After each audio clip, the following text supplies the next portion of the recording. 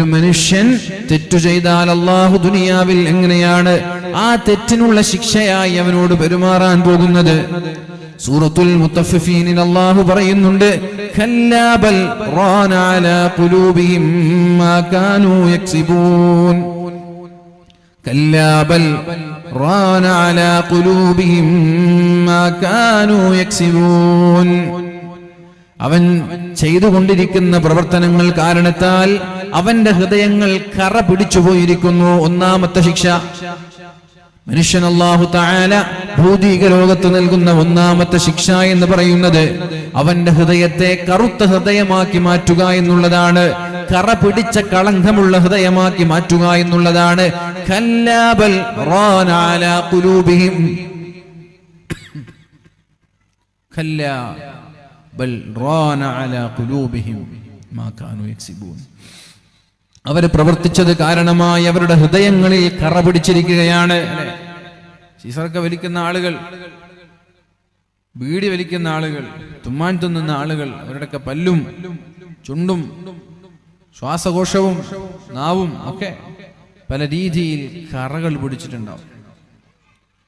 അതേപോലെ ഒരു മനുഷ്യൻ തെറ്റുകൾ ചെയ്യുന്നതിനനുസരിച്ച് അവന്റെ ഹൃദയങ്ങൾ കറുത്തുപോകും എന്നാണ് അല്ലാഹു ഖുർആനിലും പരിശുദ്ധ റസൂലുള്ളാഹി സ്വല്ലല്ലാഹു അലൈഹി വസല്ലമ തങ്ങൾ ഹദീസിലും പറയുന്നത്. മഹാനായ അബൂ ഹുറൈറ റളിയല്ലാഹു അൻഹു പറയുന്ന ഒരു ഹദീസുണ്ട്, ഇന്നൽ അബ്ദ, ഒരാൾ ഇദാ അഖ്തഅ ഖതീഅ, തെറ്റു ചെയ്താൽ നുകിതത ഫീ ഖൽബിഹി നുക്തത്തുൻ സൗദാ, അയാളുടെ ഓരോ തിന്മകൾക്കും അല്ലാഹു തആല ഹൃദയത്തിൽ കറുത്ത പുള്ളികൾ ഇട്ട് കൊടുക്കും. ഫഇദാ ഹുവ നസഅ വസ്തഗ്ഫറ വതാബ സുഖില ഖൽബുഹു, അയാൾ തെറ്റിൽ നിന്ന് മാറി നിന്ന് തൗബ ചെയ്ത് അല്ലാഹുവിലേക്ക് മടങ്ങിയാൽ ആ കറയെ അല്ലാഹു മായ്ച്ചു തരുമെന്ന് പരിശുദ്ധ റസൂലുള്ളാഹ്. ഓരോ തെറ്റിനും ഓരോ കറകളുണ്ടെന്ന്.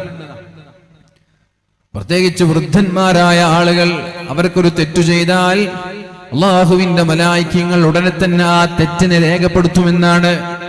എന്നാൽ യുവാക്കളായ ആളുകൾക്ക് അല്ലാഹു തആല 3 അവസരം നൽകുമെന്ന് ഹദീസുകളിൽ കാണാം. 15-ന്റെയും 40-ന്റെയും ഇടയിലുള്ള പ്രായക്കാരാണ് യുവാക്കൾ എന്ന് പറയുന്നത്.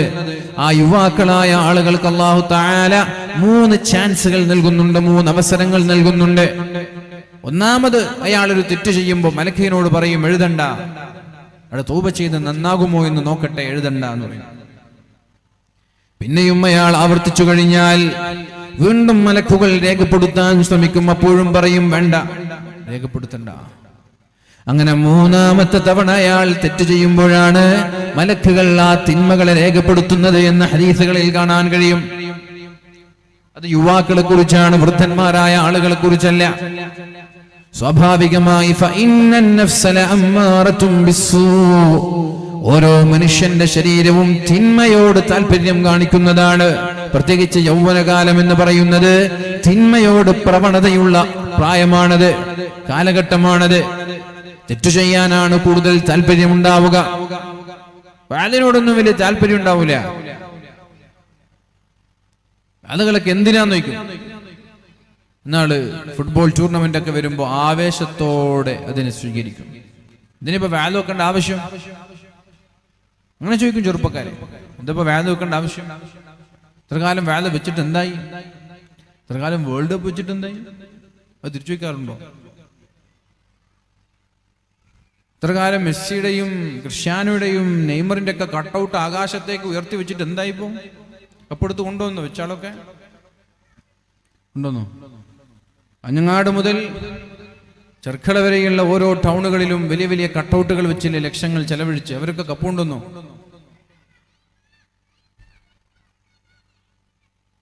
ആ ചോദ്യത്തിനൊന്നും ഉത്തരവില്ല. നന്മകളോട് വിമുഖത കാണിക്കുകയും തിന്മയോടൊരു പ്രവണത കാണിക്കുകയും ചെയ്യുന്ന ഒരു കാലഘട്ടമാണ് യൗവനം എന്ന് പറയുന്നത്. അതുകൊണ്ട് തന്നെയാണ് അല്ലാഹുവിന്റെ ഹബീബായ നബി തങ്ങൾ പറഞ്ഞത്, ഇന്നല്ലാഹ യുഹിബ്ബുശ്ശാബ തായിബ്, തൗബ ചെയ്യുന്ന യുവാക്കളെ അല്ലാഹുവിന് വല്ലാതെ ഇഷ്ടമാണ്. മനുഷ്യന്റെ ഹൃദയം അങ്ങനെയാണ്, തെറ്റിനോട് താല്പര്യം കാണിക്കുന്നത്. പക്ഷേ തെറ്റുകൾ വന്നു പോകുമ്പോൾ അള്ളാഹുവിലേക്ക് തൗബ ചെയ്ത് മടങ്ങുന്ന യുവാക്കളെ അള്ളാഹുവിന് വല്ലാതെ ഇഷ്ടമാണെന്ന് പരിശുദ്ധ റസൂലുള്ളാഹി സ്വല്ലല്ലാഹു അലൈഹി വസല്ലം. അതേപോലെ വയസ്സായിട്ടും തിന്മയിൽ മുഴുകുന്ന വൃദ്ധരായ ആളുകളോട് അള്ളാഹുവിന് കോപമാണ്. 40 കഴിഞ്ഞിട്ടും തെറ്റുകളിൽ വ്യാപൃതരാകുന്നവർ. 40 കഴിയുമ്പോ ഒന്ന് ഒരുങ്ങണം ഖബറിലേക്ക്. 40 വരെ ഒരുങ്ങണ്ട എന്നല്ല, 40 എന്നുള്ളത് നമ്മുടെ ആയുസ്സിലെ ഏറ്റവും പ്രധാനപ്പെട്ട കാലഘട്ടം അസ്തമിച്ചു, ഇനി ഞാൻ വൃദ്ധനാവാൻ പോവാണ് എന്നതിൻ്റെ ഒരു അടയാളമാണ്. 40 കഴിഞ്ഞിട്ടും തെറ്റുകൾ ആവർത്തിക്കുന്ന ആളുകളോട് അള്ളാഹുവിന് കോപമാണെന്ന് ഹദീസുകളിൽ കാണാൻ കഴിയും. അതുകൊണ്ട് പ്രിയപ്പെട്ടവരെ,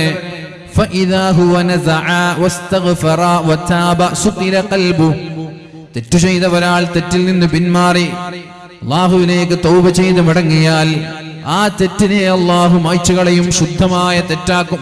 ശുദ്ധമായ ഖദ് അഫ്ലഹ മൻ സക്കാഹാ, ഹൃദയത്തെ ശുദ്ധീകരിച്ചവനായ അയാൾ മാറും. അയാൾ വീണ്ടും മടങ്ങിയാൽ തൗബ ചെയ്യുന്നതിന് പകരം തെറ്റുകളാണ് അയാൾ ആവർത്തിക്കുന്നതെങ്കിൽ ആ കറകൾ അയാളുടെ ഹൃദയത്തെ ആവരണം ചെയ്യുമെന്ന്, അയാളുടെ ഹൃദയത്തെ പൊതിയുമെന്ന് പരിശുദ്ധ റസൂലുള്ളാഹി ഖുർആനിൽ പറഞ്ഞില്ലേ? ഖല്ലാബൽ റാന അലാ ഖുലൂബിഹിം എന്ന് ഖുർആനിൽ പറഞ്ഞ റാൻ എന്ന് പറയുന്ന അസുഖം ഒരു മനുഷ്യന്റെ ഹൃദയത്തെ തിന്മകൾ ആവരണം ചെയ്യലാണ് എന്ന് പരിശുദ്ധ റസൂലുള്ളാഹി സ്വല്ലല്ലാഹു അലൈഹി വസല്ലം. ഇങ്ങനെ തിന്മകൾ കൊണ്ടൊരു മനുഷ്യന്റെ ഹൃദയം ആവരണം ചെയ്യപ്പെട്ടാലുള്ള പ്രശ്നം എന്താണ്? പ്രശ്നമുണ്ട്. ലാ യഅരിഫു മഅറൂഫൻ വലാ യുൻകിറു മുൻകറാ, നന്മയേത് തിന്മയേത് എന്നയാൾക്ക് തിരിച്ചറിയാൻ കഴിയില്ല. നേരത്തെ പറഞ്ഞില്ലേ, അള്ളാഹു ഒരു മനുഷ്യന് നന്മയും തിന്മയും തിരിച്ചറിയാനുള്ള സംവിധാനം ഉണ്ടാക്കിയിട്ടുണ്ട്. പക്ഷേ അത് എപ്പോഴാണ്? തെറ്റുകൾ ചെയ്യുന്നതിനനുസരിച്ച് തെറ്റുകളെ കഴുകിക്കളയുന്നവന്. നേരെ മറിച്ച് തെറ്റുകൾ ചെയ്ത് ചെയ്ത് അവന്റെ ഹൃദയത്തെ തിന്മകൾ പൊതിഞ്ഞു വെച്ചാൽ, ആവരണം ചെയ്താൽ, കറുത്തുപോയാൽ, ലാ യഅരിഫു മഅറൂഫൻ വലാ യുൻകിറു മുൻകറാ, അയാൾക്ക് നന്മയേത് തിന്മയേത് എന്ന് തിരിച്ചറിയാൻ കഴിയാത്ത അവസ്ഥയിലേക്ക് അയാൾ മാറുമെന്ന് പരിശുദ്ധ റസൂലുള്ളാഹി. അപ്പൊ അയാൾക്ക് നന്മ ചെയ്യുമ്പോ സന്തോഷമോ തിന്മ ചെയ്യുമ്പോൾ ദുഃഖമോ അയാൾക്കുണ്ടാവൂല. കാരണം നന്മയേത് തിന്മയേത് എന്ന് തിരിച്ചറിഞ്ഞാലല്ലേ. ലാ യഅരിഫു മഅറൂഫൻ വലാ യുൻകിറു മുൻകറാ. ചില ആളുകൾ ചോദിച്ചില്ലേ, സാധുമാരെ വാദിന്റെ ഫ്ലക്സ് വെക്കുന്നുണ്ടല്ലോ, കളിക്കാരുടേത് വെച്ചാൽ എന്തേന്ന് ചോദിച്ചിട്ടില്ലേ? എന്തുകൊണ്ടാണ് അങ്ങനെ ചോദിക്കുന്നത്?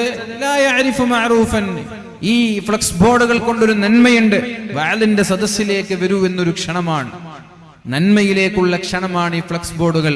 എന്നാൽ കളിയുടെ ഫ്ലക്സ് ബോർഡുകളും കട്ടൗട്ടുകളും കൊണ്ട് ഏത് നന്മയിലേക്കാണ് നിങ്ങൾ ക്ഷണിക്കുന്നത്?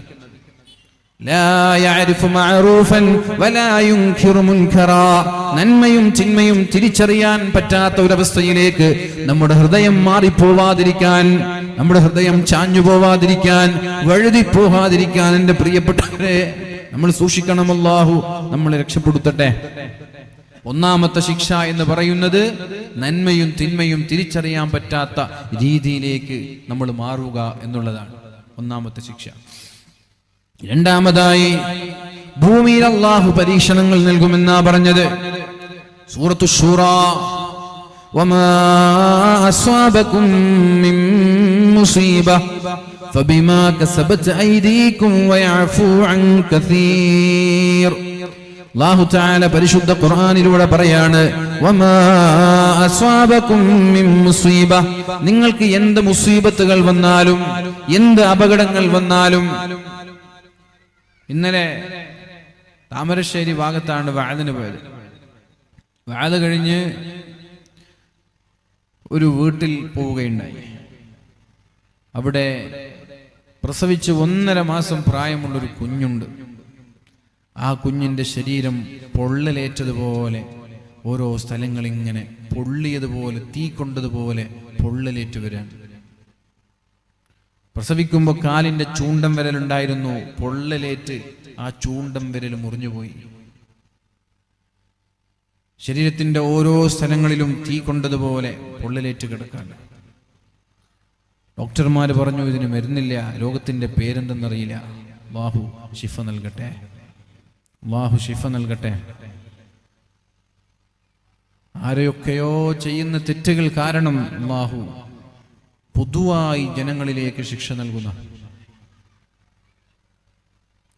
എല്ലാ ശിക്ഷകളും അങ്ങനെയാണ് എന്നല്ല, എന്നാൽ ചില ശിക്ഷകളെ അല്ലാഹു പൊതുജനങ്ങൾക്ക് അതൊരു ശിക്ഷയായി നൽകും. ചില തെറ്റുകളെ, ആ തെറ്റുകൾ ഏതൊക്കെയാണ് എന്ന് ശേഷം പറയാനുണ്ട്. വമാ അസ്വാബകും മിൻ മുസീബ, നിങ്ങൾക്ക് എന്തെങ്കിലും ഒരു മുസീബത്ത് വരുമ്പോ, അപകടങ്ങൾ വരുമ്പോ, രോഗങ്ങൾ വരുമ്പോ, പ്രയാസങ്ങൾ വരുമ്പോ അതിന്റെ കാരണങ്ങൾ തേടി ഗവൺമെന്റിനെയല്ല കുറ്റപ്പെടുത്തേണ്ടത്, പള്ളി കമ്മിറ്റിയെയല്ല കുറ്റപ്പെടുത്തേണ്ടത്. ഫബിമാ കസബത് അയ്ദീകും, നിങ്ങൾ നിങ്ങളുടെ കരങ്ങൾ കൊണ്ട് ചെയ്ത ആഭാസങ്ങൾ കാരണത്താലാണ് അല്ലാഹു തആല നിങ്ങൾക്ക് മുസീബത്തുകൾ നൽകുന്നത്, അപകടങ്ങൾ നൽകുന്നത്. സൂറത്തു ശൂറയിലെ 30-ാമത്തെ ആയത്താണിത്. എന്നിട്ട് അല്ലാഹു പറയാണ്, നിങ്ങൾ ചെയ്യുന്ന എല്ലാ തെറ്റുകൾക്കും ഞാൻ ശിക്ഷ നൽകുന്നില്ല. വയഅഫു അൻ കസീരിൻ, ഒട്ടുമിക്ക പാപങ്ങളും ഞാൻ നിങ്ങൾക്ക് പുറത്തു തരുന്നുണ്ട്. നിങ്ങൾ തൗബ ചെയ്യാതെ തന്നെ ഞാൻ പുറത്തു തരുന്നുണ്ട്. നമ്മളൊക്കെ ചെയ്യുന്ന തെറ്റിന് ഉടനെ തന്നെ അല്ലാഹു ശിക്ഷ നൽകിയിരുന്നുവെങ്കിൽ പ്രിയപ്പെട്ടവരെ, ഈ ഭൂമിയിൽ ഒരു മനുഷ്യനും ജീവിക്കൂല. ഒട്ടുമിക്ക തെറ്റുകൾക്കും അല്ലാഹു മാപ്പ് നൽകുന്നുണ്ട്. വയഅഫു അൻ കസീർ, ഒരുപാട് പാപങ്ങൾ അല്ലാഹു നിങ്ങൾ അറിയാതെ നിങ്ങൾക്ക് പുറത്തു തരുന്നുണ്ട്. അല്ലേ അല്ലേ?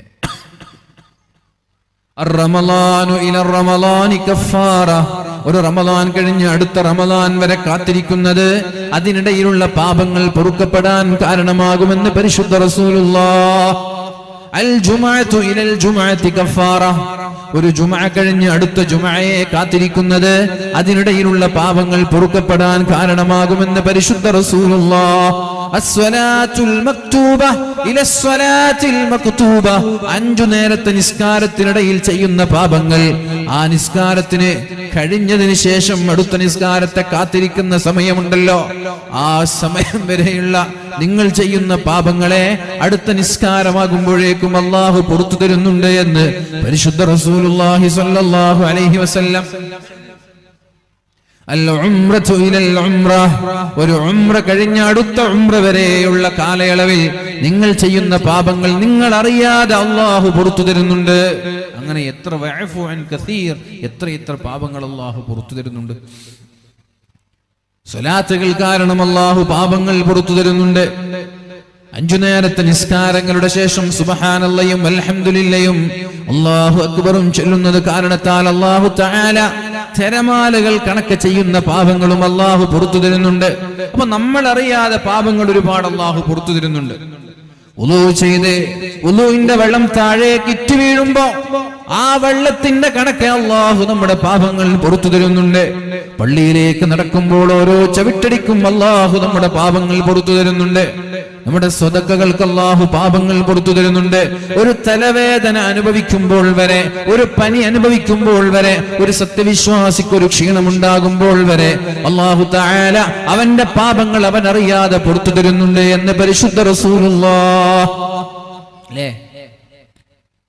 ഒരു സത്യവിശ്വാസിക്ക് ഒരു ക്ഷീണമുണ്ടായാൽ, മാ അസ്വാബൽ മുഅ്മിന മിൻ നസ്ബിൻ, ക്ഷീണം, മിൻ ഗമ്മിൻ വഹമ്മിൻ, വിഷമം, ടെൻഷൻ, ദുഃഖം, പ്രയാസം, രോഗം, ഒരു വേദന. സത്യവിശ്വാസിക്ക് പ്രയാസമുണ്ടാവുന്ന ഏത് പ്രതിസന്ധി ഉണ്ടായാലും അല്ലാഹു തആല അവൻ അറിയാതെ അവന്റെ പാപങ്ങൾ പുറത്തു കൊടുക്കുന്നുണ്ടോ എന്നാണ്. വയഅഫു അൻ കസീർ, ഒരുപാട് പാപങ്ങൾ അല്ലാഹു പുറത്തു തരുന്നുണ്ട്. ആരാ പറയുന്നത്? പരിശുദ്ധ റസൂൽ, പരിശുദ്ധ ഖുർആനിൽ അല്ലാഹു റബ്ബ് സുബ്ഹാനഹു വ തആല പറയാണ്, വയഅഫു അൻ കസീരിൻ, ഒരുപാട് പാപങ്ങൾ അല്ലാഹു പുറത്തു തരുന്നുണ്ട്. പിന്നെയോ അടുത്ത ആയത്ത് സൂറത്തുൽ മാഇദയാണ്. ഫഇൻ തവല്ലൗ ഫഅലം അന്നമാ യുരീദുല്ലാഹു അൻ യുസീബഹും ബിബഅദി ദുനൂബിഹിം വഇന്ന കസീറൻ മിനൻ നാസി ലഫാസിഖൂൻ. ഫഇൻ തവല്ലൗ, അവർ പിന്തിരിഞ്ഞു കളയുകയാണെങ്കിൽ, ഫഅലം, നിങ്ങൾ മനസ്സിലാക്കണം, അന്നമാ യുരീദുല്ലാഹു അൻ യുസീബഹും ബിബഅദി ദുനൂബിഹിം, അവർ ചെയ്ത ചില തെറ്റുകൾ കാരണത്താൽ അല്ലാഹു തആല അവരെ ശിക്ഷിക്കാൻ പോവുകയാണ്. അൻ യുസീബഹും ബിബഅദി ദുനൂബിഹിം, അവർ ചെയ്ത ചില തെറ്റുകൾ കാരണത്താൽ, എല്ലാ തെറ്റുമില്ല. അൻ യുസീബഹും ബിബഅദി ദുനൂബിഹിം, അവരുടെ ചില പാപങ്ങൾ കാരണത്താൽ അല്ലാഹു അവർക്ക് നാശം നൽകാൻ പോവുകയാണ്, നാശം വരുത്താൻ പോവുകയാണ്. സൂറത്തുൽ മാഇദയിലെ 49-ാമത്തെ ആയത്താണിത്. ഇനി സൂറത്തുർ റൂമിലെ 41-ാമത്തെ ആയത്ത് ശ്രദ്ധിക്കണം. വഹറൽ ഫസാദു ഫിൽ ബർരി വൽ ബഹരി ബിമാ കസബത് ഐദിൻ നാസ്, ഭൂമിയിലും കരയിലും ഫിത്നയുണ്ടായത്, ഫസാദുണ്ടായത്. വഹറൽ ഫസാദു ഫിൽ ബഹരി വൽ ബർരി വൽ ബഹർ, കടലിലും കരയിലും പ്രശ്നങ്ങൾ ഉണ്ടായത്, അപകടങ്ങൾ ഉണ്ടായത്, പ്രയാസങ്ങൾ ഉണ്ടായത്. ബിമാ കസബത് ഐദിൻ നാസ്, ഒരു മനുഷ്യൻ ചെയ്യുന്ന തെറ്റുകൾ കാരണത്താലാണ്. എന്തിനാണ് അല്ലാഹു പരീക്ഷണങ്ങൾ നൽകുന്നത്? ലിയുദീഖഹും ബഅദല്ലദീ അമിലൂ, അവർ ചെയ്തതിന്റെ അനന്തരഫലം അവർ അനുഭവിക്കാൻ വേണ്ടിയാണ്. കളിക്കാതെ നടന്നത്, പഠിക്കാതെ നടന്നു, കളിച്ച് നടന്നതിന്റെ പേരിൽ അയാൾ പരാജയപ്പെട്ടു. എന്തിനാണ് പരാജയപ്പെട്ടത്? അയാൾ സമയം പഠിക്കാൻ ഉപയോഗിക്കാതെ കളിച്ചു നടന്നതിന്റെ വേദന അനുഭവിക്കാനാണ്. ഒരു വർഷം വീണ്ടും അതേ ക്ലാസ്സിൽ ഇരിക്കാൻ പറഞ്ഞത്. കിഡ്നി രോഗിയായ ഒരു മനുഷ്യനോട് ഡോക്ടർ പറഞ്ഞു വെള്ളം കുടിക്കരുത്. അയാൾ ദാഹിച്ചപ്പോ വെള്ളം കുടിച്ചു. അയാള് വീണ്ടും രോഗിയായി. പിറ്റേ ദിവസം വീണ്ടും ഡയാലിസിസ് ചെയ്യാൻ വേണ്ടി ഹോസ്പിറ്റലിൽ പോകണം. എന്തുകൊണ്ടാണ് അതുണ്ടായത്? വെള്ളം കുടിക്കരുത് എന്ന് പറഞ്ഞത് കേട്ടില്ല, വെള്ളം കുടിച്ചാണ്. അവര് ചെയ്യുന്ന പ്രവർത്തനങ്ങൾക്കുള്ള ശിക്ഷ അവർ അനുഭവിക്കാൻ വേണ്ടി. ഷുഗർ പേഷ്യന്റ് ഉണ്ട്, പഞ്ചസാര തിന്നരുത് എന്ന് പറഞ്ഞു, ഷുഗർ ഉൽപ്പന്നങ്ങളൊന്നും ഉപയോഗിക്കരുത് എന്ന് പറഞ്ഞു. പക്ഷേ ഈ മനുഷ്യനാണെങ്കിൽ ലഡു കാണുമ്പോൾ ഒഴിവാക്കാൻ പറ്റുന്നില്ല, ജ്യൂസ് കാണുമ്പോൾ ഒഴിവാക്കാൻ പറ്റുന്നില്ല, സോഫ്റ്റ് ഡ്രിങ്ക്സ് കാണുമ്പോൾ ഒഴിവാക്കാൻ പറ്റുന്നില്ല.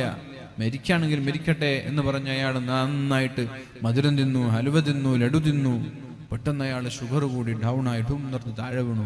എന്തിനാണ് അള്ളാഹു ഷുഗർ ഡൗൺ ആയി അയാൾ വീഴാൻ കാരണം?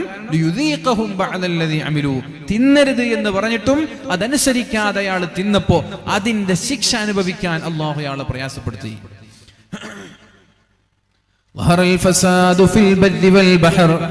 കടലിലും കരയിലും ഫിത്നയുണ്ടായത്, ഫസാദുണ്ടായത്, പ്രശ്നങ്ങളുണ്ടായത്, പരീക്ഷണങ്ങൾ ഉണ്ടായത്.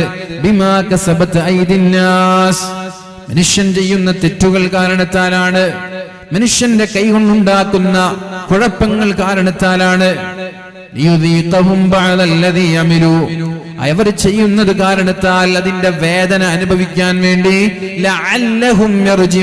എന്നിട്ട് അവർ മാറുമോ എന്ന് നോക്കാം, അവർ നന്നാവോ എന്ന് നോക്കാം. നന്നായി മട്ടൻ കഴിച്ചു, കൊളസ്ട്രോൾ കൂടി, ഫാറ്റി ലിവർ കൂടി. ഹോസ്പിറ്റലിൽ പോയപ്പോൾ ഡോക്ടർ പറഞ്ഞു മട്ടൻ കഴിക്കുന്നത് കുറക്കണം. എന്തിനാ ഈ ഫാറ്റി ലിവർ കൂടിയത്? എന്തിനാ യൂറിക് ആസിഡ് കൂടിയത്? മട്ടനും ബീഫും നന്നായി കഴിച്ചിട്ടാണ്. അപ്പൊ അമിതമായി തിന്നപ്പോ അതിനുള്ള ശിക്ഷ പടച്ചോൻ തന്നു. എന്നിട്ട് എന്തിനാണ്? ലഅല്ലഹും യർജിഊൻ, ഇനി ഫാറ്റി ലിവർ കൺട്രോൾ ചെയ്യാൻ വേണ്ടി അയാൾ മട്ടൻ കുറക്കുന്നുണ്ടോ ഇല്ലേ എന്ന് നോക്കാൻ വേണ്ടി, യൂറിക് ആസിഡ് നിയന്ത്രിക്കാൻ വേണ്ടി ബീഫ് കുറക്കുന്നുണ്ടോ ഇല്ലേ എന്ന് നോക്കാൻ വേണ്ടി. പരിശുദ്ധ ഖുർആൻ പറഞ്ഞില്ല കുലൂ വശ്റബൂ വലാ തുസ്രിഫൂ, നിങ്ങൾ തിന്നണം കുടിക്കണമെന്നാണ് ഖുർആൻ പറയുന്നത്. വലാ തുസ്രിഫൂ, രണ്ടും അമിതമാവാൻ പാടില്ല. തിന്നണം കുടിക്കണം, അമിതമാവാൻ പാടില്ല. എന്ത് തിന്നണം എന്ന് വെച്ചാൽ എന്തും തിന്നാം. മനുഷ്യൻ മാംസഭുക്കുമല്ല, സസ്യഭുക്കുമല്ല, രണ്ടും മിശ്രമായി സമ്മിശ്രമായി തിന്നുന്ന ജീവിയാണ് മനുഷ്യൻ. ഒരു മനുഷ്യന് പച്ച മാംസം തിന്നാതെ വെറും സസ്യം മാത്രം തിന്ന് ജീവിക്കാൻ കഴിയും. പക്ഷേ പല അസുഖങ്ങൾ അയാൾക്കുണ്ടാവും. സസ്യം മാത്രം തിന്ന് ജീവിക്കാന്ന് പറഞ്ഞാൽ അസുഖങ്ങൾ ഉണ്ടാവും. മാംസം മാത്രം തിന്ന് ജീവിക്കാന്ന് പറഞ്ഞാൽ അസുഖങ്ങൾ ഉണ്ടാവും. സമ്മിശ്രമാണ് മനുഷ്യൻ. എന്നാലേ കാട്ടിലുള്ള വന്യമൃഗങ്ങൾ അങ്ങനെയല്ല, അവർ മാംസാഹാരികളാണ്. നമ്മുടെ വീട്ടിലുള്ള പശുക്കൾ അങ്ങനെയല്ല, സസ്യാഹാരികളാണ്. അപ്പൊ നമ്മളോട് എന്താണ് അള്ളാഹു ആവശ്യപ്പെടുന്നത്? കുലു വശ്റബു, നിങ്ങൾ തിന്നണം, നിങ്ങൾ കുടിക്കണം. വലാ തുസ്രിഫു, ഒന്നും അമിതമാവാൻ പാടില്ല. ഒന്നും അമിതമാവാൻ പാടില്ല. തിന്നുന്നതും കുടിക്കുന്നതും അമിതമാവാൻ പാടില്ല. അമിതമാവാന്ന് പറഞ്ഞാല് ഇതിനൊക്കെ ഒരു ഓർഡർ ഉണ്ട്. ഭക്ഷണത്തിനൊരു ഓർഡർ ഉണ്ട്. നമ്മുടെ ജീവിതത്തിൽ കൃത്യമായി പാലിക്കേണ്ട ഒരു ഓർഡർ ഉണ്ട്. മുസ്ലിം സമുദായം തീരെ ശ്രദ്ധിക്കാത്ത മേഖലയാണത്. എപ്പോഴും നമ്മുടെ വീട്ടിൽ ചിക്കനാണ്. അത് നമ്മുടെ ശരീരത്തെ രോഗിയാക്കി മാറ്റും. എപ്പോഴും നമ്മുടെ വീട്ടിൽ ബീഫും മട്ടനൊക്കെ ആണെങ്കിൽ നമ്മുടെ ശരീരത്തെ അത് രോഗിയാക്കി മാറ്റും. ചില സന്ദർഭങ്ങളിൽ സാലഡ് വേണം, പച്ചക്കറികൾ വേണം. ഒരു ദിവസം മുഴുവനും പച്ചക്കറി, ഒരു ദിവസം മത്സ്യം, ഒരു ദിവസം ചിക്കൻ. അങ്ങനെ ഭക്ഷണത്തെ നമ്മൾ നിയന്ത്രിക്കാതെ അമിതമായ മാംസമാണ് നമ്മൾ ശരീരത്തിലേക്ക് കയറ്റുന്നതെങ്കിൽ സ്വാഭാവികമായി പതുക്കെ പതുക്കെ നമ്മൾ രോഗിയായി മാറും. കുലു, നിങ്ങൾ തിന്നണം, എന്തും തിന്നാം, ഹലാലായ എന്തും നിങ്ങൾക്ക് തിന്നാം. ഒന്നും തിന്നരുത് എന്ന് ഇസ്ലാം പറയുന്നില്ല. ഹലാലായ എന്തും നിങ്ങൾക്ക് തിന്നാം, ഹലാലായ എന്തും നിങ്ങൾക്ക് കുടിക്കാം. പക്ഷേ വലാ തുസ്രിഫു, ഒന്നും അമിതമാവരുത്. ഷുഗർ ആണെങ്കിലും അമിതമാവരുത്. അമിതമാകുമ്പോഴാണ് നമ്മൾ രോഗിയായി മാറുന്നത്. അപ്പൊ ഇവിടെ ശ്രദ്ധിക്കും നിങ്ങൾ, കടലിലും കരയിലും പ്രശ്നങ്ങൾ ഉണ്ടായത്, മനുഷ്യൻ രോഗിയായി മാറുന്നത് മനുഷ്യന്റെ പ്രവർത്തനത്താൽ, മനുഷ്യന്റെ പ്രവർത്തനം കാരണത്താലാണ്. ليذيقهم بعض الذي عملوا لعلهم يرجعون ليذيقهم بعض الذي عملوا. അയാൾ ചെയ്യുന്ന തെറ്റുകൾ അവരെ അനുഭവിക്കാൻ വേണ്ടിയാണ് അല്ലാഹു തആല ശിക്ഷകൾ നൽകുന്നത്, രോഗങ്ങൾ നൽകുന്നത്. ലഅല്ലഹും യർജിഊൻ. ഒരു രോഗം വരുമ്പോൾ അയാൾ മാറുമോ എന്ന് നോക്കട്ടെ. കള്ളുകുടിച്ച് ഹൃദയമാകെ പഴുത്തുപോയി. ഡോക്ടർ പറഞ്ഞു ഇനി കള്ളു കുടിച്ചാൽ മരിക്കും. അയാൾ നിർത്തുന്നില്ലേ? അയാൾ നാളെ മരിച്ചു പോവാണ്. നിർത്തിയോ? ലഅല്ലഹും യർജിഊൻ. അയാൾ നിർത്തി പശ്ചാത്താപം ചെയ്ത് തിരിച്ചു വന്നാൽ അയാളുടെ ശരീരം പതുക്കെ പതുക്കെ റീകവറായി മാറും. എല്ലാ ശരീരത്തിന്റെ അസുഖങ്ങളും അങ്ങനെ തന്നെയാണ്. ഭക്ഷണ നിയന്ത്രണത്തിലൂടെ നമ്മുടെ അസുഖങ്ങളെ നമ്മൾക്ക് നിയന്ത്രിക്കാൻ കഴിയും, അസുഖങ്ങൾ പരിധി വിട്ടില്ലെങ്കിൽ. ഇപ്പൊ നമ്മൾ ടെസ്റ്റ് ചെയ്യാൻ പോയാൽ, ശരീരത്തിന്റെ ബോഡി ഫിറ്റ്നസ് അല്ലെങ്കിൽ എന്താ പറയാ, മൊത്തം ബോഡി ചെക്കപ്പ് ചെയ്യാൻ പോയാൽ നോർമൽ എന്ന് പറയുന്ന ഒരു കാറ്റഗറി ഇവിടെ ഉണ്ടാവും, ഹൈ എന്ന് പറയുന്ന ഒരു കാറ്റഗറി ഉണ്ടാവും. ഇപ്പൊ ഹൈ സ്റ്റേജിലേക്ക്, ഹൈ ലെവലിലേക്ക് എത്തിക്കഴിഞ്ഞാൽ, ഇപ്പൊ ഫാറ്റ് ലിവർ തന്നെ കുറച്ചുകൂടി സിറോസിസ് ആകുമ്പോൾ പിന്നെ കുറച്ചുകൂടി കഴിഞ്ഞാൽ അത് ക്യാൻസറിലേക്ക് വരെ എത്തുന്ന. അപ്പൊ ഒരു മനുഷ്യൻ ബോഡി ചെക്കപ്പ് നടത്തി നോർമൽ അല്ലാത്ത മേഖലയിൽ എന്തുകൊണ്ടാണ് എന്റെ ഫാറ്റ് ലിവർ കൂടാൻ കാരണം, എന്തുകൊണ്ടാണ് എന്റെ യൂറിക് ആസിഡ് കൂടാൻ കാരണം, എന്തുകൊണ്ടാണ് എന്റെ ക്രിയാറ്റിൻ കുറയാൻ കാരണം, ഇങ്ങനെ ഓരോന്ന് കൃത്യമായി വിശദമായി പഠനം നടത്തി എന്താണ് എന്റെ ജീവിതത്തിലുള്ള ഭക്ഷണത്തിലുള്ള ക്രമീകരണം എവിടെയാണ് വേണ്ടത് എന്ന് പറഞ്ഞ് ആ ഹൈ ലെവലിലുള്ളതെല്ലാം, റിസ്ക് ഫാക്ടറിലുള്ളതെല്ലാം കുറക്കാൻ അയാൾ ശ്രമിച്ചാൽ ഒരു 4-5 മാസം കൊണ്ട് അയാളുടെ ബോഡി നോർമലാവും. ശ്രദ്ധിക്കുന്നില്ലേ? അത് വലിയ വലിയ അസുഖങ്ങളിലേക്ക് അയാൾ എത്തിക്കും. ലഅല്ലഹും യർജിഊൻ. അയാൾ മാറട്ടെ, അയാൾ നന്നാവട്ടെ, അയാൾ ചെയ്യുന്ന പ്രവർത്തനം അയാളൊന്ന് ശ്രദ്ധിക്കട്ടെ എന്ന് വിചാരിച്ചിട്ടാണ് ഞാൻ നിങ്ങൾക്ക് ശിക്ഷകൾ നൽകുന്നത്. പക്ഷേ മടങ്ങിയില്ലെങ്കിൽ നിങ്ങൾ അത് അനുഭവിക്കേണ്ടി വരും. സൂറത്തുർ റൂമിലാണ് അല്ലാഹു പറയുന്നത്. അതേപോലെ ഇത് രോഗവും ഭക്ഷണവുമായി ബന്ധപ്പെട്ട വിഷയമാണ് ഞാനിവിടെ സൂചിപ്പിക്കുന്നതെങ്കിലും അതേപോലെ നമ്മൾ ചെയ്യുന്ന തെറ്റുകളിലേക്കും ഈ ആയത്തിനെ ഒന്ന് കൊണ്ടുപോയി നോക്ക്. ظهر الفساد في البر والبحر بما كسبت أيدي الناس ليذيقهم بعض الذي عملوا لعلهم يرجعون. എന്തിനാണ് അല്ലാഹു തആല ഭൂമിയിലേക്ക് ശിക്ഷകൾ നൽകുന്നത്?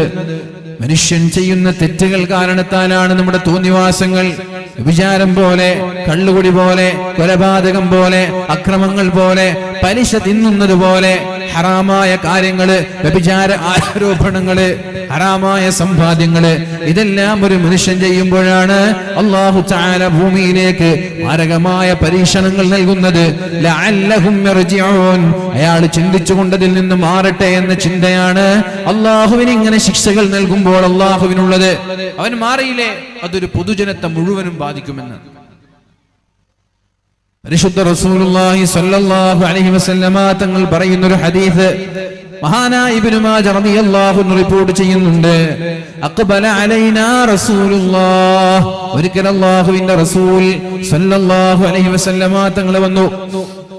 എന്നിട്ട് പറഞ്ഞു, യാ മഅശറൽ മുഹാജിരീൻ, ഓ മക്കക്കാരെ, മുഹാജിർ എന്ന് പറഞ്ഞാൽ മക്കക്കാരെ, യാ മഅ്ശറൽ മുഹാജിരീൻ, അല്ലയോ മക്കക്കാരെ, ഖംസുൻ ഇദബ്തുലീതും ബിഹിന്ന വഅഊദു ബില്ലാഹി അൻ തുദ്രികൂഹുന്ന, 5 കാര്യങ്ങൾ നിങ്ങളിൽ ഉണ്ടായാൽ നിങ്ങളിൽ ഉണ്ടാവാതിരിക്കട്ടെ എന്ന് ഞാൻ അല്ലാഹുവിനോട് ദുആ ചെയ്യുകയാണ്. ലം തൽഹരിൽ ഫാഹിഷതു ഫീ ഖൗമിൻ ഖത്തു, ഒരു സമൂഹത്തിൽ തിന്മകൾ വ്യാപകമായാൽ, ലഹറ എന്ന് പറഞ്ഞാൽ പ്രകടമാവുക, വ്യാപകമാവുക. ഇദാ ലം തൽഹരിൽ ഫാഹിഷതു ഫീ ഖൗമിൻ ഖത്തു, അനാചാരങ്ങളും തെമ്മാടിത്തരങ്ങളും തോന്നിവാസങ്ങളും ഒരു സമൂഹത്തിൽ വ്യാപകമായാൽ, വ്യാപകമാവാന്ന് പറഞ്ഞാൽ എല്ലാവരും ചെയ്യാൻ തുടങ്ങും, എല്ലാവരും ചെയ്യാൻ തുടങ്ങും, നോർമലാവുക, ലഘൂകരിക്കപ്പെടുക, ഗൗരവം നഷ്ടപ്പെടുക. അങ്ങനെ അതിന് മാത്രമല്ല, ഹത്താ യുഅ്ലിനൂ ബിഹാ, എന്നിട്ട് അവർ ചെയ്യുന്ന തെറ്റുകളെ അവർ പരസ്യമാക്കാൻ തുടങ്ങിയാൽ, ഹത്താ യുഅ്ലിനൂ ബിഹാ, തെറ്റുകൾ വ്യാപകമായി എന്ന് മാത്രമല്ല, ആ തെറ്റുകളെ അവർ പരസ്യമാക്കാനും തുടങ്ങി. ഹത്താ യുഅ്ലിനൂ ബിഹാ, തിന്മകളെ അവർ പരസ്യമാക്കാനും തുടങ്ങിയാൽ, ഇല്ലാ ഫശാ ഫീഹിമുത് ത്വാഊൻ, അവരിൽ അല്ലാഹു തആല മാരകമായ രോഗങ്ങൾ നൽകും. ഫശാ എന്ന് പറഞ്ഞാൽ രോഗവും വ്യാപകമാവും. തെറ്റുകൾ വ്യാപകമാകുമ്പോൾ രോഗവും വ്യാപകമാവും. ഒരു വീട്ടിൽ ഒരു കിഡ്നി രോഗി, ആ ഒരു രീതിയിലേക്കാണ് നമ്മുടെ നാട് പോകുന്നത്. പണ്ടൊക്കെ CH സെന്റർ എന്ന് പറയുന്ന ഡയാലിസിസ് സെന്ററുകൾ ജില്ലയിലൊന്നായിരുന്നു. ഇപ്പൊ പഞ്ചായത്തിലും മണ്ഡലത്തിലും നാട്ടിലൊക്കെ ഓരോ നാട്ടിലും ഓരോ ഡയാലിസിസ് സെന്റർ എന്ന രീതിയിലേക്ക് നമ്മുടെ രാജ്യം മാറിക്കൊണ്ടിരിക്കുകയാണ്. ഓരോ വീട്ടിലും ഒരു കിഡ്നി പേഷ്യന്റ് എന്ന രീതിയിലേക്ക് നമ്മുടെ നാട് മാറിക്കൊണ്ടിരിക്കുകയാണ്. തിന്മ വ്യാപകമായാൽ ഫശാ ഫീഹിമുത് ത്വാഊൻ, അവിടെ അസുഖങ്ങളും വ്യാപകമാവും. ഫശ എന്ന് പറഞ്ഞാൽ വ്യാപകമാവും, പടർന്ന് പന്തലിക്കും. ക്യാൻസർ, ഓരോ 5 വീട്ടിലും ഒരു ക്യാൻസർ രോഗി. അല്ലാഹു സലാമത്താക്കട്ടെ, അല്ലാഹു രക്ഷപ്പെടുത്തട്ടെ. രോഗികളായ ആളുകൾക്ക് അല്ലാഹു ശിഫ നൽകട്ടെ. ഏത് രോഗമാണെങ്കിലും എത്ര വലിയ അസുഖങ്ങളാണെങ്കിലും അല്ലാഹുവിനോടുള്ള ദുആ ആണ് പ്രിയപ്പെട്ടവരെ നമ്മുടെ പ്രതീക്ഷ. അല്ലാഹുവാണ് രോഗം നൽകുന്നത്, അല്ലാഹുവാണ് ശിഫ നൽകുന്നത്. മഹാനായ ഇബ്രാഹിം നബി അലൈഹിസ്സലാം ഒക്കെ പറഞ്ഞതുപോലെ ഫഇദാ മരിൽതു ഫഹുവ യശ്ഫീൻ, മഹാനായ ഇബ്രാഹിം നബി അലൈഹിസ്സലാം പറഞ്ഞത് ഫഇദാ മരിൽതു ഫഹുവ യശ്ഫീൻ, ഞാൻ രോഗിയായാൽ എനിക്ക് ശിഫ നൽകുന്നത് അല്ലാഹു റബ്ബ് സുബ്ഹാനഹു വ തആലയാണ്. അല്ലാഹുവിലുള്ള പ്രതീക്ഷ നമ്മൾക്കുണ്ടാവണം. അല്ലാഹുവാണ് രോഗം നൽകുന്നത്, അല്ലാഹുവാണ് ശിഫ നൽകുന്നത്. ആ അല്ലാഹു ചോദിച്ചാൽ ശിഫ തരാത്ത അസുഖങ്ങളില്ല എന്ന ബോധം പ്രിയപ്പെട്ടവരെ നമ്മൾക്കുണ്ടാവണം. എത്ര വലിയ അസുഖങ്ങളാണെങ്കിലും ഡോക്ടർമാര് പോലും കൈയൊഴിഞ്ഞാലും അല്ലാഹു എനിക്ക് ശിഫ തരുമെന്നുള്ള പ്രതീക്ഷ നമ്മൾക്കുണ്ടാവണം. മഹാനായ അയ്യൂബ് നബി അലൈഹിസ്സലാം അല്ലാഹുവിനോട് ദുആ ചെയ്തത് ഓർമ്മയുണ്ടല്ലോ. വഅയ്യൂബ ഇദ് നാജാ റബ്ബഹു അന്നീ മസ്സനിയൽ-ളുർറു വഅൻത അർഹമുർ റഹീമീൻ, അല്ലാഹുവേ നീ കാരുണ്യവാനാണല്ലോ, ഞാനാണെങ്കിൽ ഒരൽപ്പം പ്രയാസം അനുഭവിക്കുന്നുണ്ട്.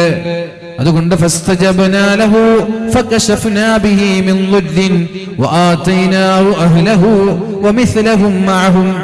അങ്ങനെ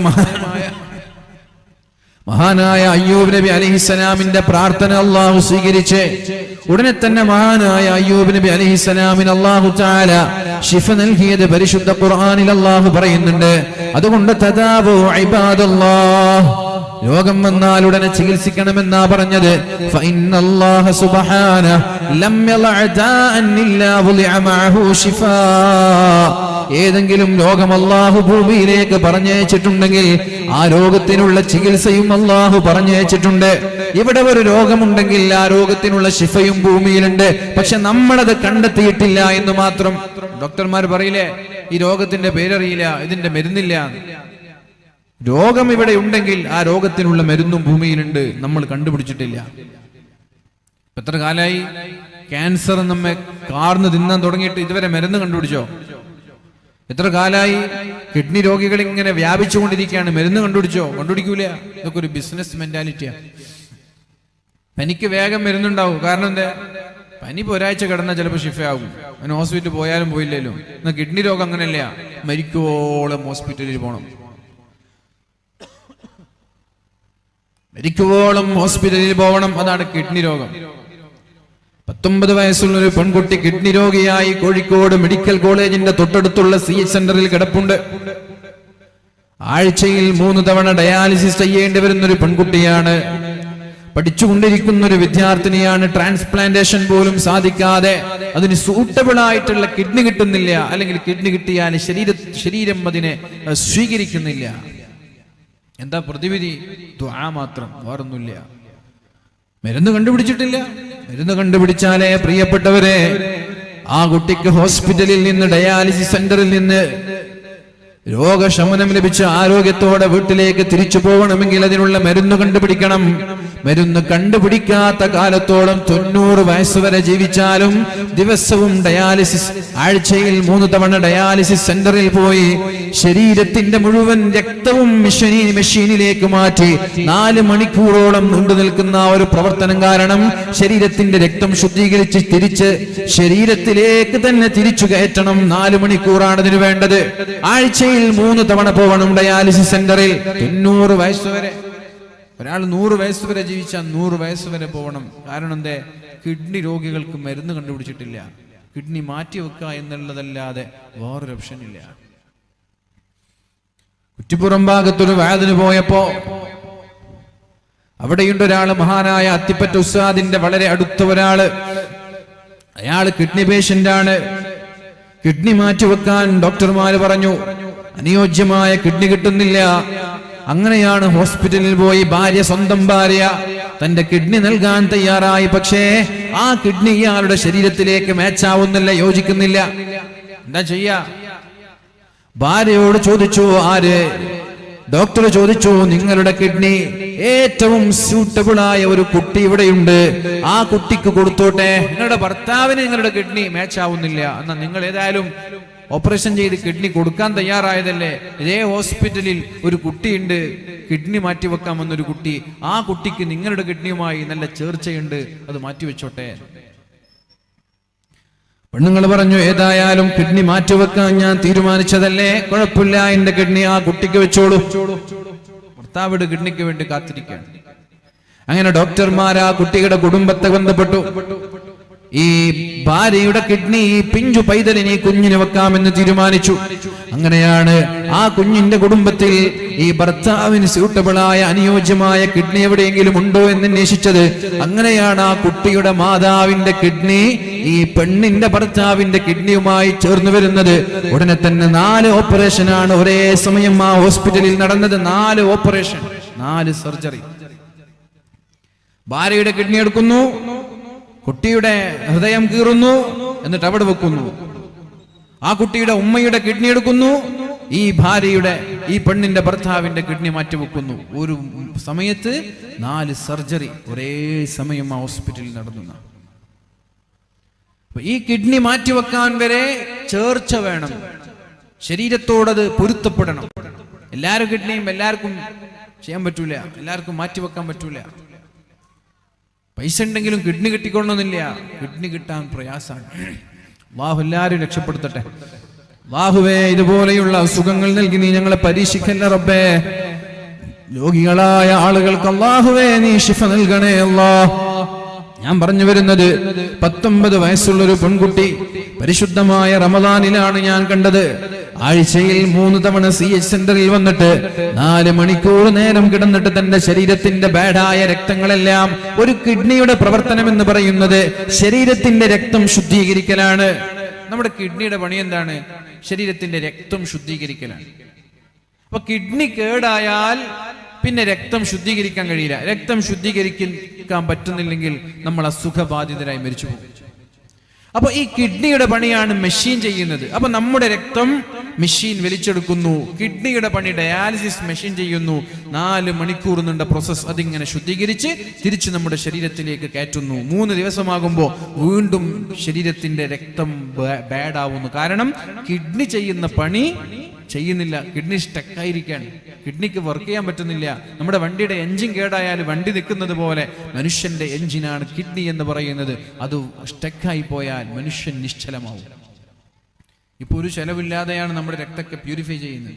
ഒരു ചെലവില്ല, നമ്മുടെ രക്തത്തെ ഇങ്ങനെ ശുദ്ധീകരിച്ചുകൊണ്ടിരിക്കുകയാണ്. ഇതൊന്ന് സ്റ്റക്കായി പോയാൽ ആഴ്ചയിൽ മിനിമം 7500 രൂപയാണ് ചെലവ്.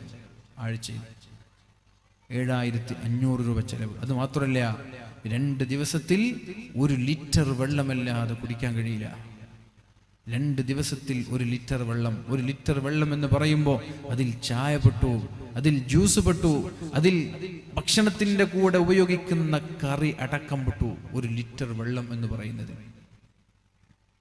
മനുഷ്യന്റെ അവസ്ഥയാണ്. നിസ്സഹായരാണ് നമ്മൾ, വെരി വീക്കാണ്, ബലഹീനരാണ്. നമ്മൾക്ക് നമ്മളെ മനസ്സിലാക്കാൻ ഇതുവരെ കഴിഞ്ഞിട്ടില്ല. കോവിഡ് വന്നപ്പോഴാണ് ഓക്സിജന്റെ വാല്യൂ നമ്മൾ തിരിച്ചറിഞ്ഞത്. 1 രൂപയില്ലാതെയാണ് ഈ ശ്വാസം നമ്മളിങ്ങനെ വലിച്ചുകൊണ്ടിരിക്കുന്നത്. 1 രൂപയില്ലാതെ. കോവിഡ് വന്നപ്പോ ലക്ഷങ്ങളാണ് ഹോസ്പിറ്റലിൽ വെറും ഓക്സിജന് വേണ്ടി നമ്മൾ ചെലവഴിച്ചത്. എത്ര നിസ്സഹായരാണ്, എത്ര ബലഹീനരാണ്. എന്നിട്ടും നമ്മൾ അള്ളാഹുവിനെ തിരിച്ചറിയുന്നുണ്ടോ പ്രിയപ്പെട്ടവരെ? അള്ളാഹുവിനെ നമ്മൾ നന്ദി ചെയ്യുന്നുണ്ടോ? ഒരാൾ കിഡ്നി രോഗിയായാൽ അയാൾക്ക് അനുയോജ്യമായ കിഡ്നി ലഭിച്ചില്ല എങ്കിൽ മരിക്കുന്നത് വരെ അയാൾ ഹോസ്പിറ്റലിൽ പോയി ഓരോ ആഴ്ചയും 7500 രൂപ, 2 ആഴ്ചയാകുമ്പോൾ 15000 രൂപ, 1 മാസത്തിൽ 30000 രൂപ വെറും കിഡ്നി ശുദ്ധീകരിക്കാൻ മാത്രം, രക്തം ശുദ്ധീകരിക്കാൻ മാത്രം 1 മാസത്തിൽ 30000 രൂപ. ആ വീട്ടുകാർക്ക് പിന്നെ സന്തോഷമുണ്ടോ? ആ വീട്ടുകാർക്ക് പെരുന്നാളുണ്ടോ? ആ വീട്ടുകാർക്ക് പിന്നെ കല്യാണ ആഘോഷങ്ങളുണ്ടോ? ബർത്ത്ഡേ സെലിബ്രേഷൻ ഉണ്ടോ? നമ്മൾക്ക് വെറും ബർത്ത്ഡേ സെലിബ്രേഷന് വേണ്ടി മാത്രം ലക്ഷങ്ങൾ പിടിപിടിക്കുന്നവരാണ് നമ്മൾ. അല്ലേ? ഒരു മകളുടെ 1-ാം മാസം അതും ഒരു സെലിബ്രേഷൻ, 2-ാം മാസം അതും ഒരു സെലിബ്രേഷൻ. എപ്പോഴാണ് ഇതൊക്കെ തുടങ്ങിയത്? ഓരോ മാസവും സെലിബ്രേറ്റ് ചെയ്യാൻ എപ്പോഴാണ് പ്രിയപ്പെട്ടവരെ നമ്മൾ തുടങ്ങിയത്? ഇതൊക്കെ സോഷ്യൽ മീഡിയയിൽ കാണുമ്പോൾ പലപ്പോഴും അത്ഭുതപ്പെട്ടു പോകുന്നുണ്ട്. സ്വന്തം മക്കളെ അർജന്റീനയുടെയും മെസ്സിയുടെയൊക്കെ പേരിടുന്ന മുസ്ലിം പെൺകുട്ടികൾ അല്ലേ, ചാനലുകാരെ വീട്ടിലേക്ക് വിളിച്ചു കൊണ്ടുവന്ന് ഫിഫയും മെസ്സിയൊക്കെ നമ്മുടെ മുസ്ലിം പെൺകുട്ടികൾ നമ്മുടെ മക്കൾക്ക് പേരിടുന്ന കാലാണ്. എന്ത് കിട്ടിയാലും ശ്രദ്ധ വേണം, അത്രയേ ഉള്ളൂ. പബ്ലിസിറ്റി വേണം, ഒരു മടിയുമില്ലാതെ. പണ്ടൊക്കെ ഒരു കുട്ടി പ്രസവിച്ചു കഴിഞ്ഞാൽ മറ്റുള്ള ആളുകളുടെ മുമ്പിൽ മറച്ചു വച്ച് നടന്നിരുന്ന ഉമ്മമാർ ഇന്ന് ചാനലുകാരെ വീട്ടിലേക്ക് വിളിക്കാൻ. എന്തിന്? സെലിബ്രിറ്റികളായി, അല്ലെങ്കിൽ ഒരു പബ്ലിസിറ്റിക്ക് വേണ്ടിയിട്ട്. മെസ്സിയുടെ കട്ടൗട്ടിന്റെ താഴെ പോയിട്ട് മെസ്സി എന്ന പേര് വിളിച്ചത് മുസ്ലിമീങ്ങളാണ്, വേറെ ആരുമില്ല. ഫിഫ എന്ന പേരിട്ടത് മുസ്ലിമീങ്ങളാണ്, വേറെ ആരുമില്ല. എന്നിട്ട് ആത്മാഭിമാനത്തോടെ ഒരു മടിയുമില്ലാതെ അതൊക്കെ വിളിച്ചു പറയാൻ ഒരു മടിയുമില്ലാത്ത ഒരു സമൂഹമായി നമ്മുടെ സമൂഹം മാറിപ്പോകുന്നുണ്ട്. എപ്പോഴാണ് ഇതൊക്കെ സംഭവിക്കാൻ തുടങ്ങിയത്? റസൂലുള്ളാഹി സ്വല്ലല്ലാഹു അലൈഹി വസല്ലം തങ്ങൾ പറഞ്ഞു, പ്രിയപ്പെട്ടവരെ, അല്ലാഹുവിന്റെ ഹബീബായ നബി തങ്ങൾ പറയുന്നുണ്ട്, ഞാൻ നിങ്ങളിൽ ഭയക്കുന്നത് മൽ ഫഖറ അഖ്ശാ അലൈക്കും, നിങ്ങളൊക്കെ ദരിദ്രരാകുമോ എന്നല്ല ഞാൻ ഭയക്കുന്നത്, നിങ്ങളൊക്കെ പാവങ്ങളാകുമോ എന്നല്ല ഞാൻ ഭയക്കുന്നത്. പിന്നെ ഞാൻ ഭയക്കുന്നത് എന്താണ്? നിങ്ങൾ പാവപ്പെട്ടവരായി മാറുമോ എന്നല്ല ഞാൻ ഭയക്കുന്നത്. ഞാൻ ഭയക്കുന്നത് നിങ്ങളൊക്കെ മുതലാളിമാരായി മാറുമോ എന്നാണ്, നിങ്ങളൊക്കെ വലിയ പൈസക്കാരായി മാറുമോ എന്നതാണ് എന്റെ ഭയം. ആരാ പറയുന്നത്? പരിശുദ്ധ റസൂലുള്ളാഹ്. മൽ ഫഖറ അഖ്ശാ അലൈക്കും, എന്റെ സമൂഹം ഭാവിയിൽ ദരിദ്രരായി മാറുമോ എന്ന ഭയം എനിക്കില്ല, പട്ടിണി പാവങ്ങളാകുമോ എന്നുള്ള പേടി എനിക്കില്ല.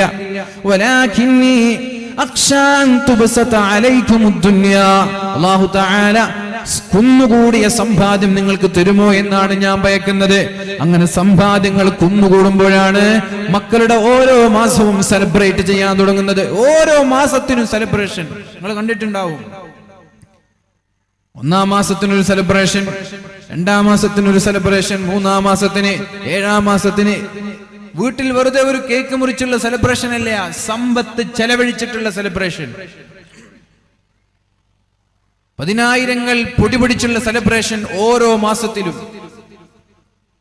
സോഷ്യൽ മീഡിയയിൽ പബ്ലിസിറ്റി കിട്ടാനും വ്യൂവേഴ്സ് ഉണ്ടാവാനും ചാനലുകൾ സബ്സ്ക്രൈബ് ചെയ്യാനും പേജുകൾ ഫോളോ ചെയ്യാനും വേണ്ടി ഈ തോന്നിവാസങ്ങൾ നിരന്തരമായി ആവർത്തിക്കുന്നു. എന്തുകൊണ്ടാണത്? അള്ളാഹുവിന്റെ ഹബീബായ നബി തങ്ങൾ പറഞ്ഞു, നിങ്ങൾക്ക് സമ്പത്ത് കുന്നുകൂടുമോ എന്നാണ് ഞാൻ ഭയക്കുന്നത്. പറഞ്ഞല്ല, സമ്പത്ത് കുന്നുകൂടുമോ എന്നാണ് ഞാൻ ഭയക്കുന്നത്. അങ്ങനെ സമ്പത്ത് കുന്നുകൂടിയാലോ ഫതനാഫസുഹാ കമാ തനാഫസുഹാ, നിങ്ങൾക്ക് മുമ്പ് കഴിഞ്ഞു പോയ ആളുകൾ സമ്പത്തിന് വേണ്ടി മത്സരിച്ചതുപോലെ എന്റെ സമുദായവും സമ്പത്തിന് വേണ്ടി മത്സരിക്കുമോ, ദുനിയാവിന് വേണ്ടി മത്സരിക്കുമോ എന്നാണ് ഞാൻ ഭയക്കുന്നത് എന്ന് പരിശുദ്ധ റസൂലുള്ളാഹ്. നിങ്ങൾക്ക് മുമ്പ് കഴിഞ്ഞു പോയ ആളുകൾ ദുനിയാവിന് വേണ്ടി മത്സരിച്ചതുപോലെ എന്റെ സമുദായവും ദുനിയാവിന് വേണ്ടി മത്സരിക്കുമോ എന്നാണ് ഞാൻ ഭയപ്പെടുന്നത്.